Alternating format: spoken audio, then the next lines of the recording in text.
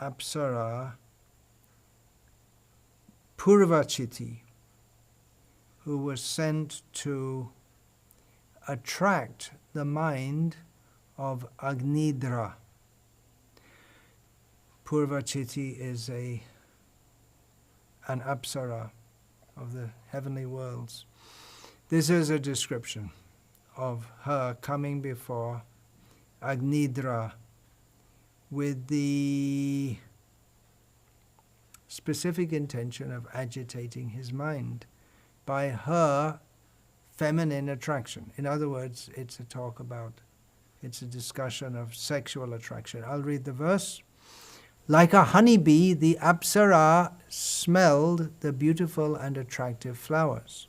She could attract the minds and vision of both humans and demigods by her playful movements, her shyness and humility, her glances, the very pleasing sounds that poured from her mouth as she spoke, and the motion of her limbs. By all these qualities she opened for Cupid, who bears an arrow of flowers, a path of oral reception into the minds of men.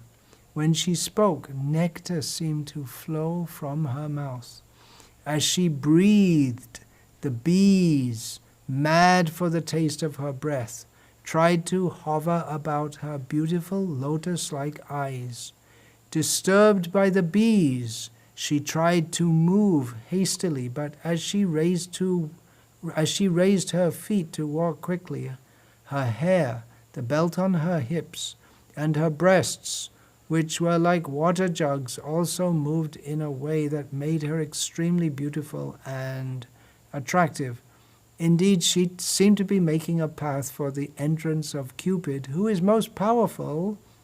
Therefore the prince, completely subdued by seeing her, spoke to her as follows. Srila Prabhupada's purport to this. How a beautiful woman's movements and gestures, her hair and the structure of her breasts, hips and other bodily features attract the minds not only of men but of demigods also is very finely described in these statements.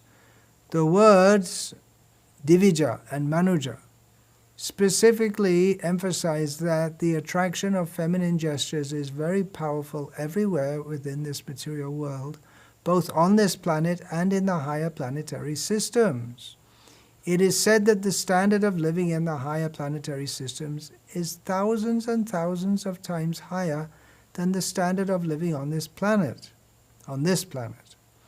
Therefore, the beautiful bodily features of the women there are also thousands and thousands of times more attractive than the features of women on earth.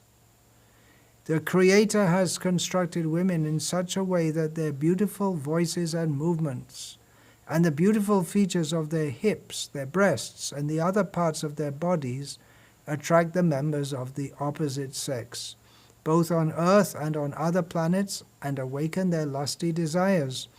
When one is controlled by Cupid or the beauty of women, he becomes stunned like matter, such as stone. Captivated by the material movements of women, he wants to remain in this material world. Thus one's promotion to the spiritual world is checked simply by seeing the beautiful bodily structure and movements of women. Sri Chaitanya Mahaprabhu has therefore warned all devotees to beware of the attraction of beautiful women and materialistic civilization. Sri Chaitanya Mahaprabhu even refused to see Prataparudra Maharaj because he, Maharaj, was a very opulent person in this material world. Lord Chaitanya said in this connection, Niskinchanasya Bhagavad Bhajanon Mukhasya, those who are engaged in devotional service, in the devotional service of the Lord, because they are very serious about going back home, back to Godhead, should be very careful to avoid seeing the beautiful gestures of women, and should also avoid seeing persons who are very rich. Nishkinchanasya Bhagavad Bhajanon Mukhasya Parang Parang Jigamisha Bhavasagarasya Sandarshanam Vishayinam Atayoshitam Cha Ha hanta hanta vishabhakshana topya sadhu. Alas, for a person who is seriously desiring to cross the material ocean and engage in the transcendental loving service of the Lord without material motives, seeing a materialist engaged in sense gratification, or seeing a woman who is similarly interested is more abominable than drinking poison willingly. One who is serious about going back home, back to Godhead, should not contemplate the attractive features of women and the opulence of rich men. Such contemplation will check one's advancement in spiritual life. Once a devotee is fixed in Krishna consciousness, however, these attractions will not agitate his mind. This is a very good purport for those young ladies who are very interested in entering beauty contests. The statement that the bodily features of the women in the heavenly planets is thousands and thousands of times more attractive than the features of the women on earth. You're wasting your time. The most beautiful woman in this world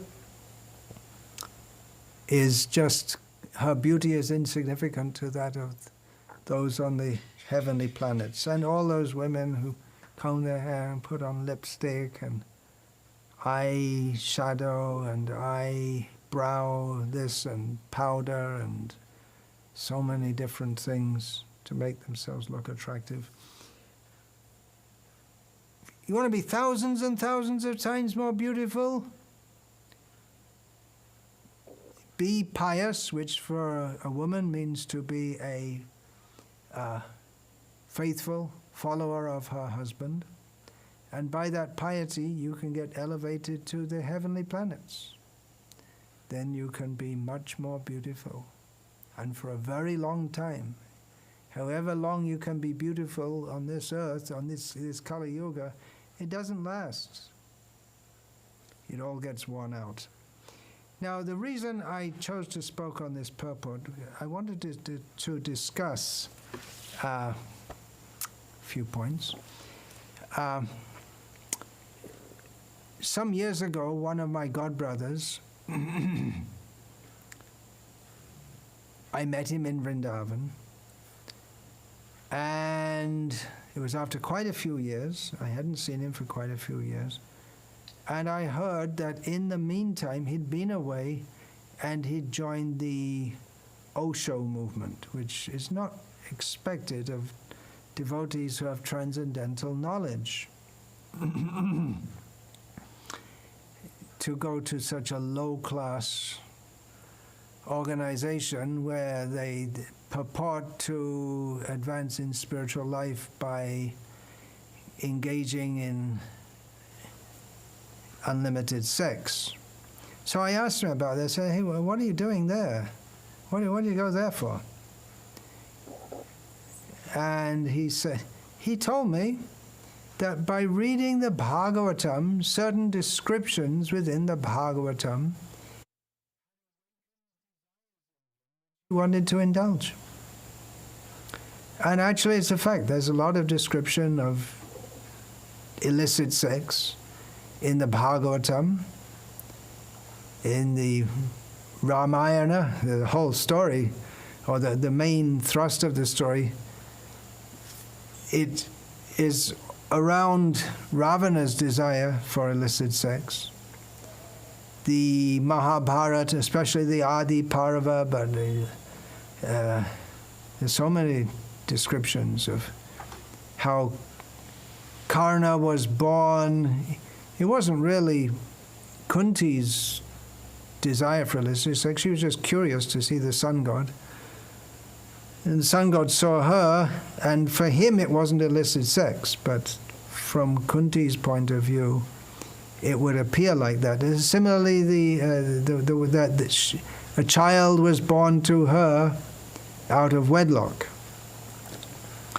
And then we have the story very similar to the Moses story, how she put the child into a basket in water and went on to become a very prominent personality known in history up to the present time, both Moses and Karna. The birth of Vyasadeva was irregular. There's so many in the Bhagavatam, the birth of Bharadvaj, and the lusty affairs of Indra, how Ahalya, she became cursed by her husband Gautam due to her illicit relationship. Then Renuka, the mother of Parashuram.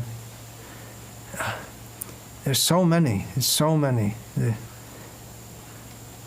stories, and here we have quite an explicit description of how the Apsara Purvachiti deliberately agitated the mind of Agnidra. Oh, another very famous one is the Vishwamitra and Menaka, which gave rise to Shakuntala and so many. Dushyanta. So many. Now we have to remember that these shastras, they're not meant for awakening our lusty desires. They're meant for educating us to overcome the lusty desires that bind us in the material world.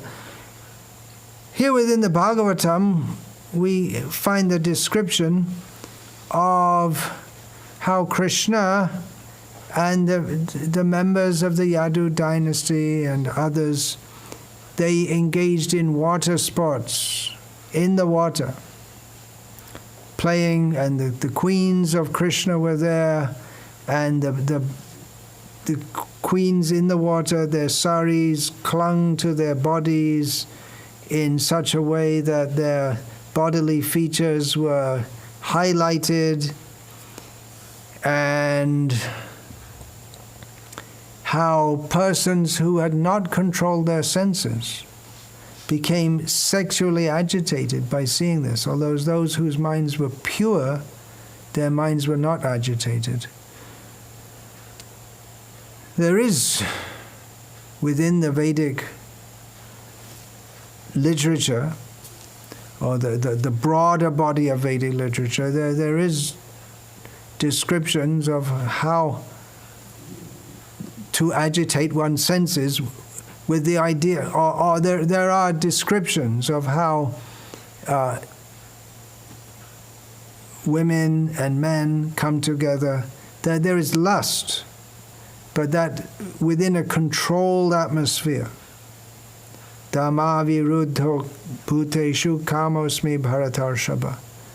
The lust which is channeled within religious, dharmic channels, that is a representation of Krishna. So that is allowed. Illicit sex, one great lesson we get from these stories is how illicit sex is very troublesome. Even licit sex is troublesome, but illicit sex is very, very troublesome. Now,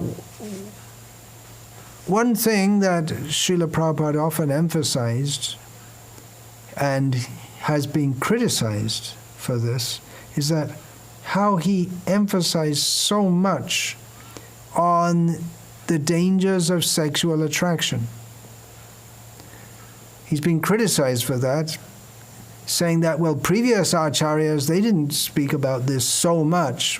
Srila Prabhupada spoke about it so much because of our need to hear that, especially his Western disciples. But nowadays in India also, there are pawns here on the internet.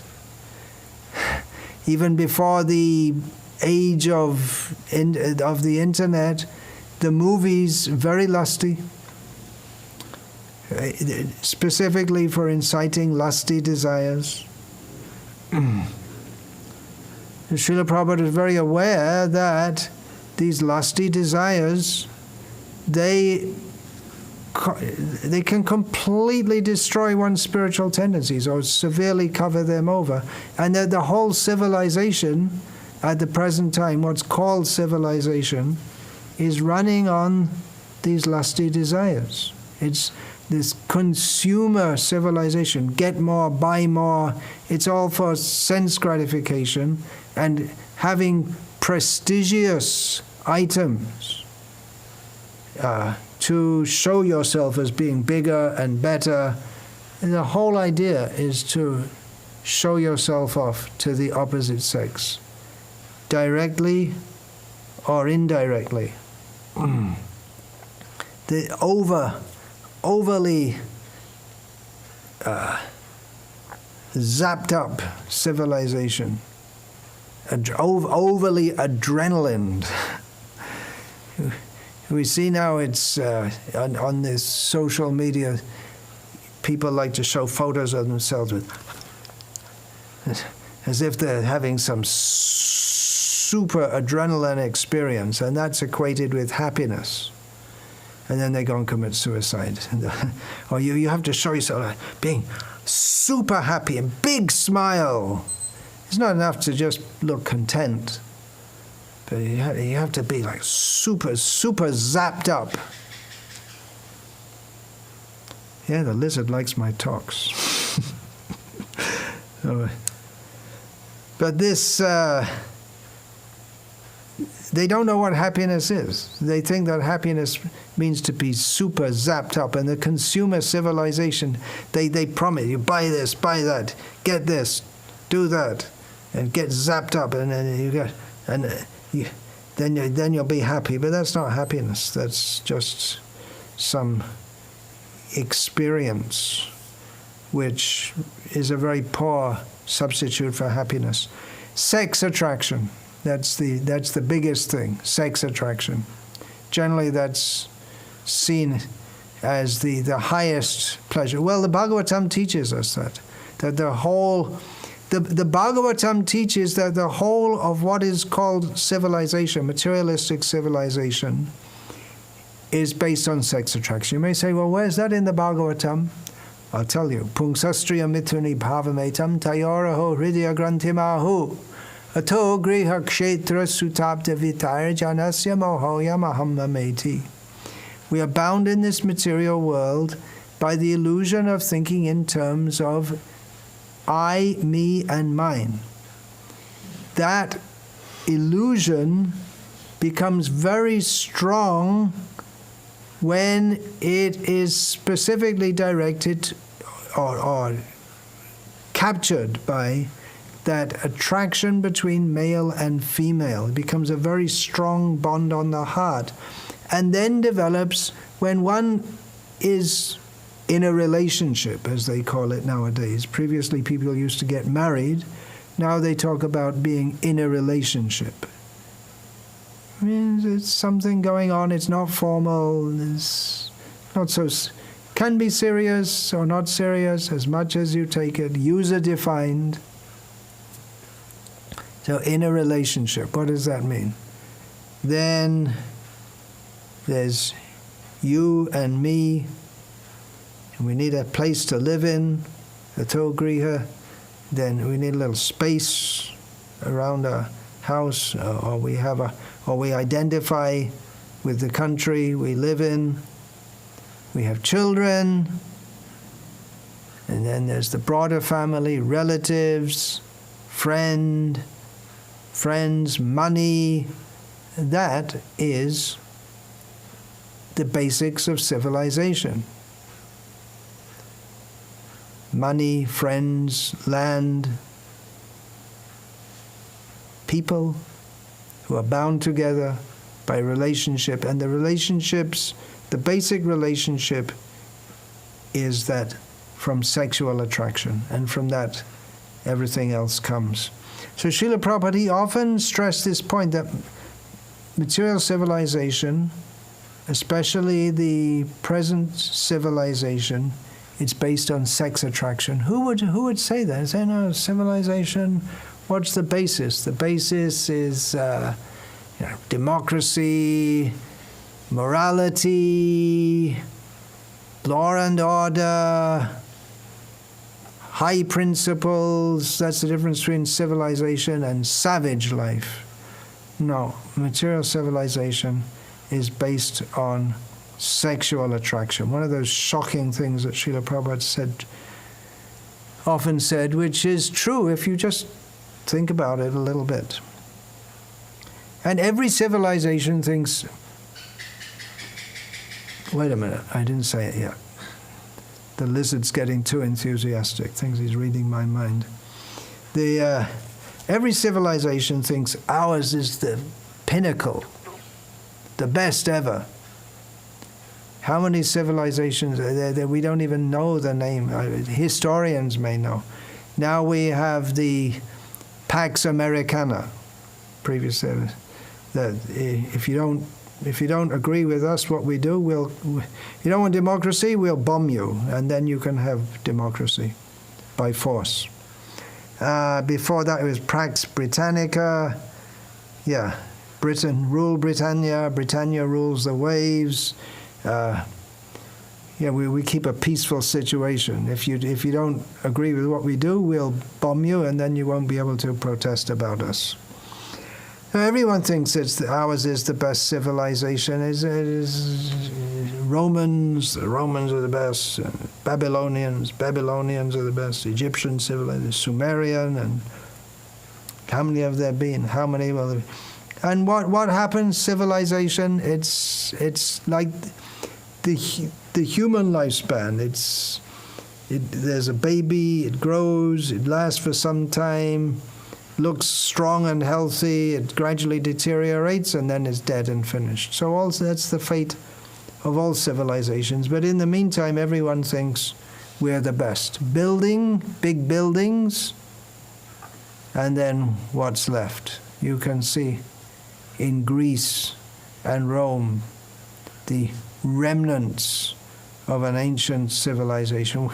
What's left there? The stadiums there in Rome, right? That's a sign of a great civilization. You build a big stadium and people come and they cheer the sportsmen. And the sportsmen are all dead, and so are the spectators.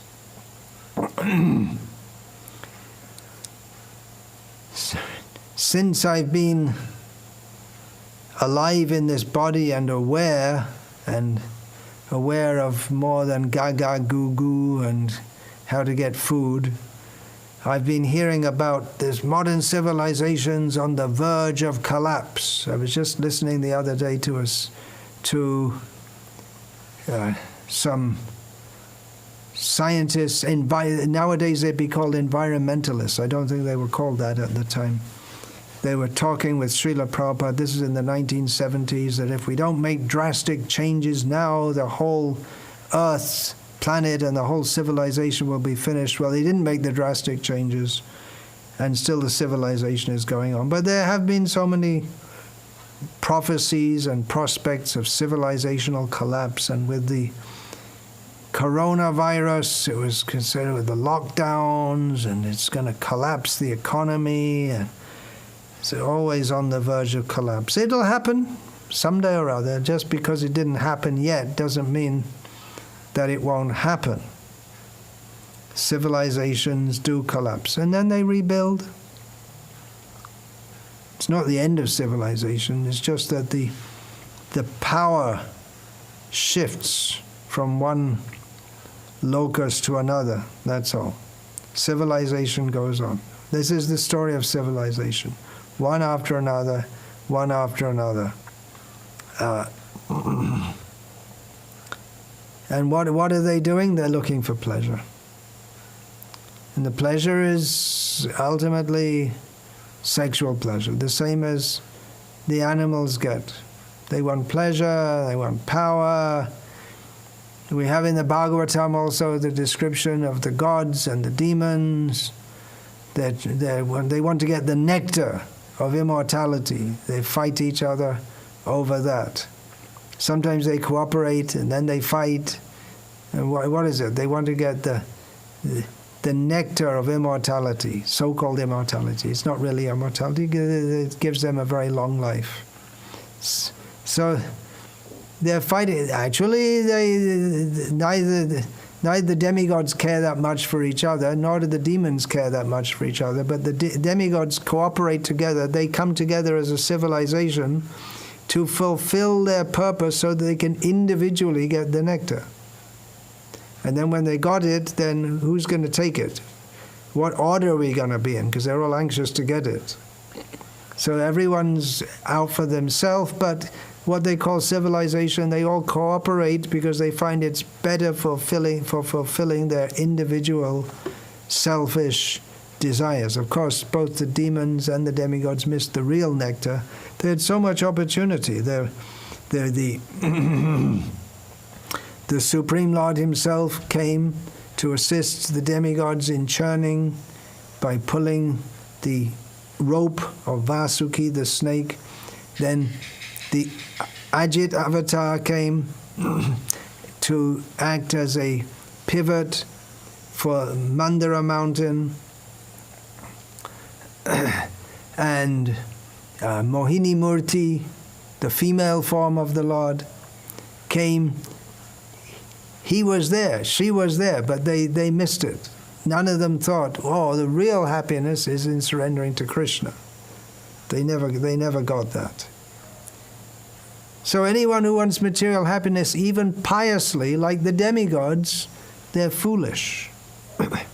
They have this similar mentality to the demons. We find the descriptions in the Mahabharata of illicit sex. It's mostly all rishis and demigods who are doing it. Because the desire for enjoyment is the basic principle of material existence. That's why we see there's this whole thing going on in our Krishna conscious movement of yes, you should have a good career and chant Hare Krishna, and you should do well in your studies and chant Hare Krishna, get lots of money and chant Hare Krishna. You should have the two side by side, but why? You chant Hare Krishna and then you can do some studies and you do something to so-called earn a living, or you can come and join our farms and chant Hare Krishna with us. But this whole emphasis, you have to make yourself a big success and show yourself to be great, it's just hollow. It's pious. It's not pure devotional service. It's not what Chaitanya Mahaprabhu came to give and came to teach. Srila Prabhupada came to teach us how to make an actual civilization, which is based on, not on pravriti.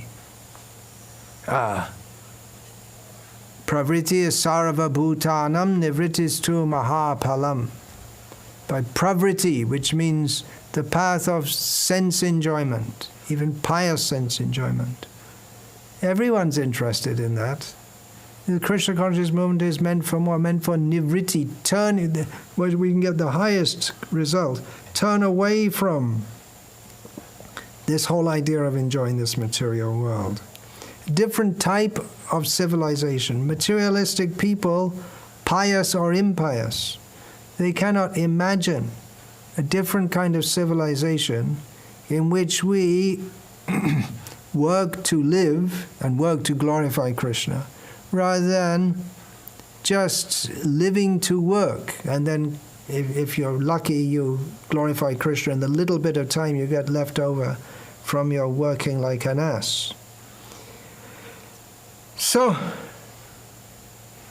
one of the mandates that Srila Prabhupada left for us is to show a different kind of civilization. Even Srila Prabhupada's disciples, they didn't believe him when he told them, you can live simply, go to the land. You don't need all these modern trappings. Live as simply as possible and chant Hare Krishna. And they don't believe that. Even some of them went to the land, but still they needed, there's so many things and gadgets and TVs and guitars and so many things. But they don't need. And then they have to go.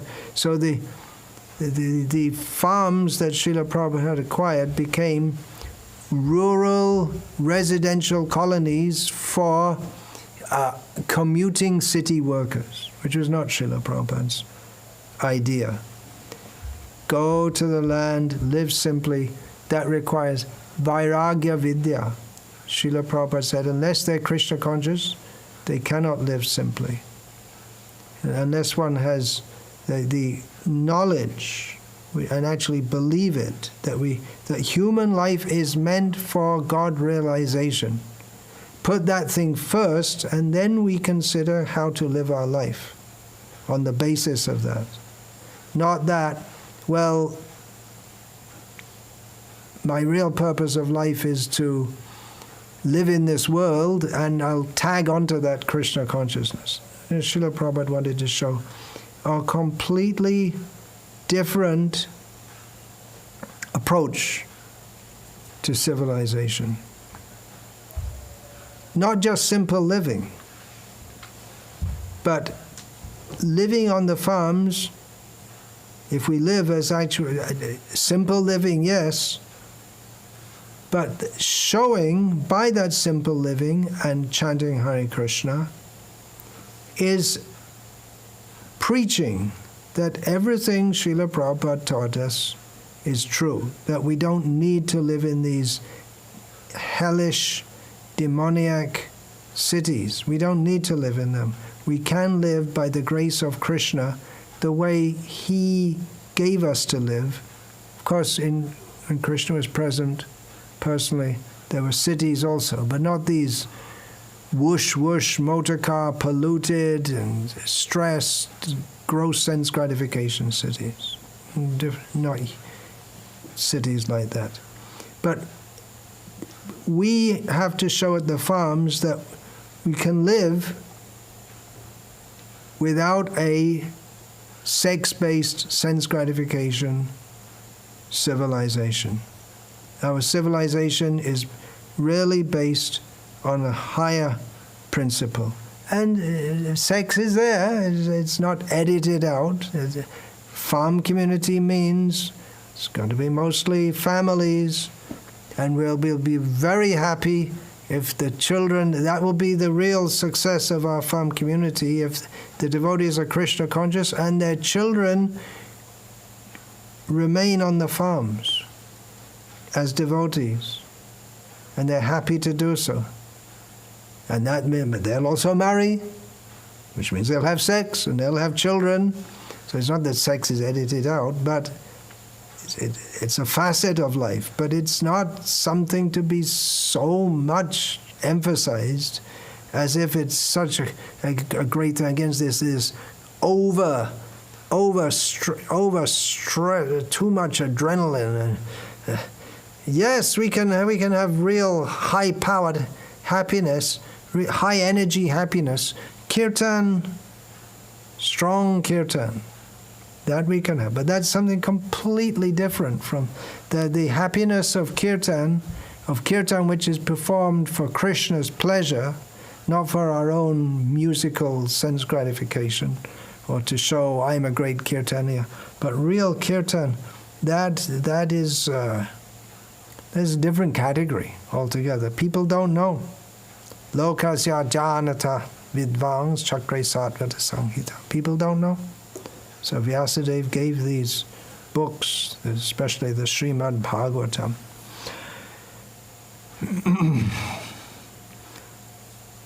So our Grihastha devotees are living on the farms,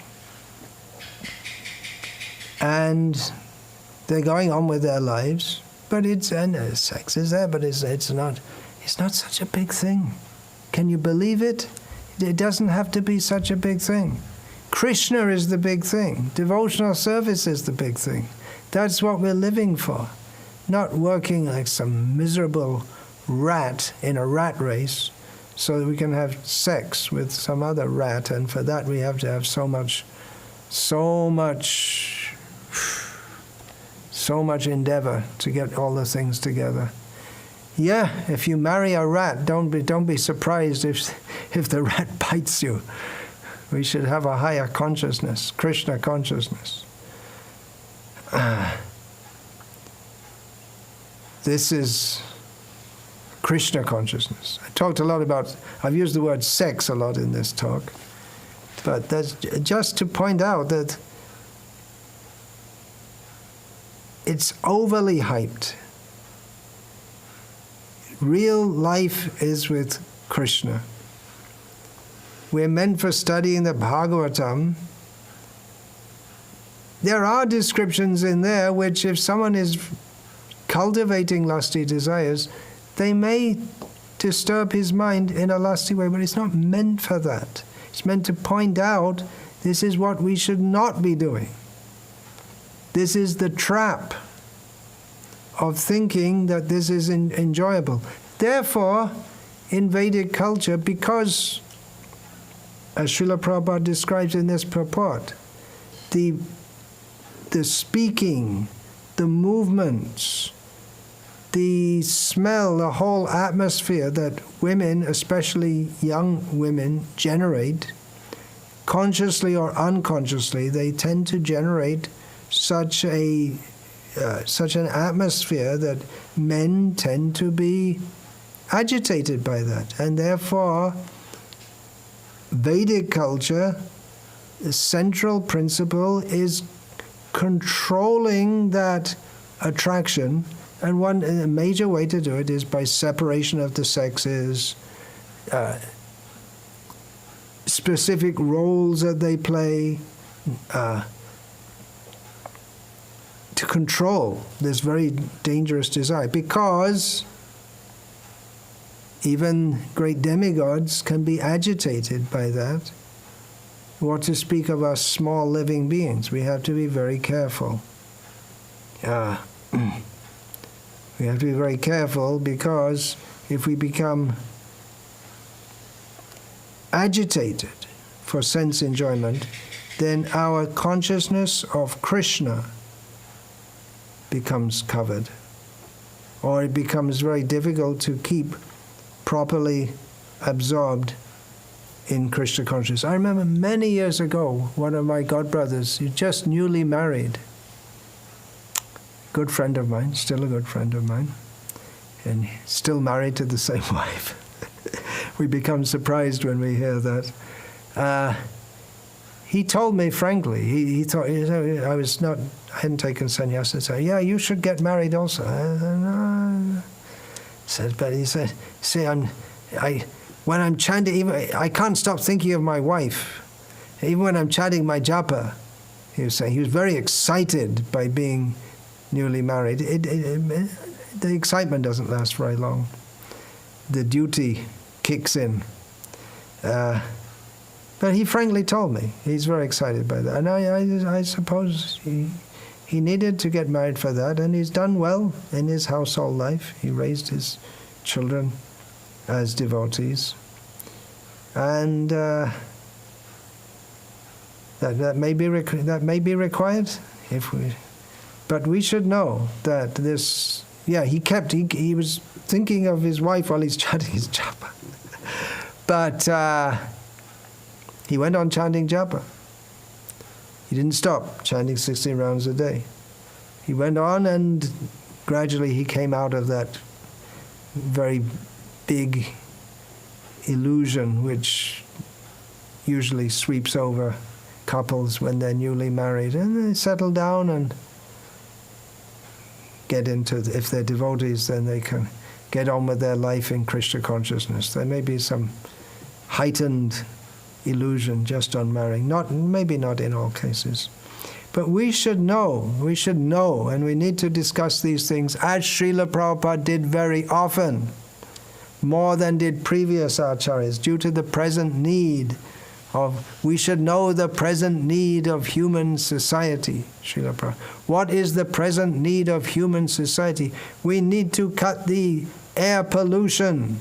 We need to stop the depletion of the rainforests. These are all secondary needs.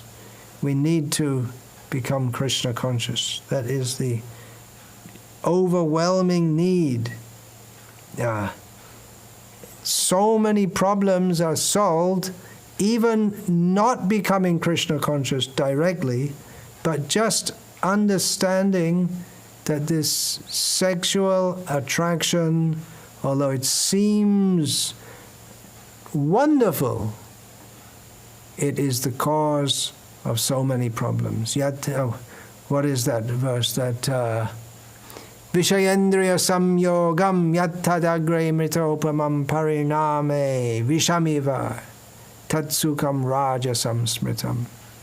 In Bhagavad Gita, Lord Krishna states that the sensation that arises from engaging the senses with the sense objects immediately feels just like nectar, but it turns into poison. That is happiness in the mode of passion. Material civilization means happiness in the mode of passion.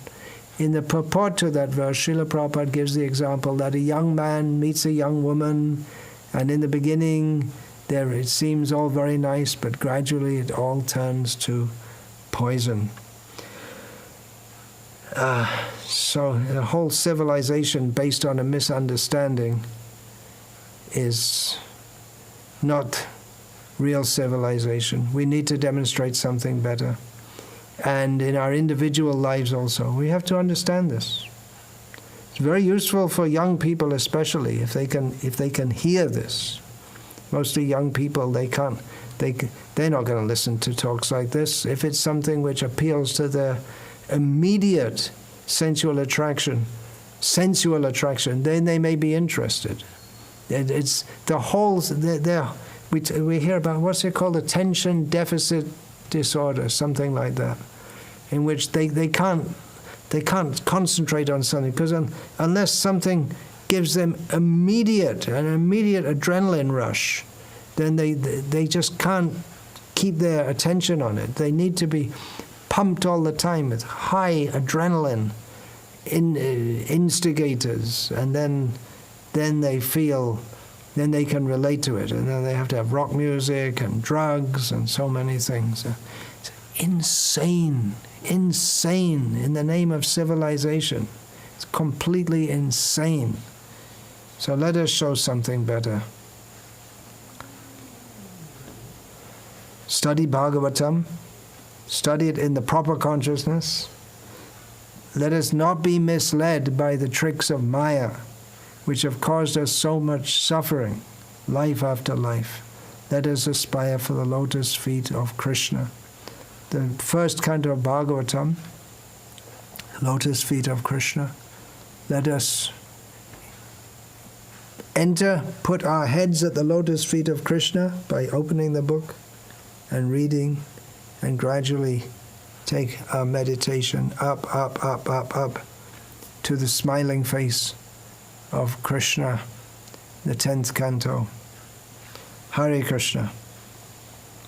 Vancha kalpatarubhyascha kripa sindhubhyevacha patitanam pavanebhyo vaishnavebhyo namo namaha dante nitaya chunakam padiyani padya kritva chakakushatameta daham bravimi Hey sadhava sakala eva vihaya durang gauranga chandra charne kurutana. Hare Krishna.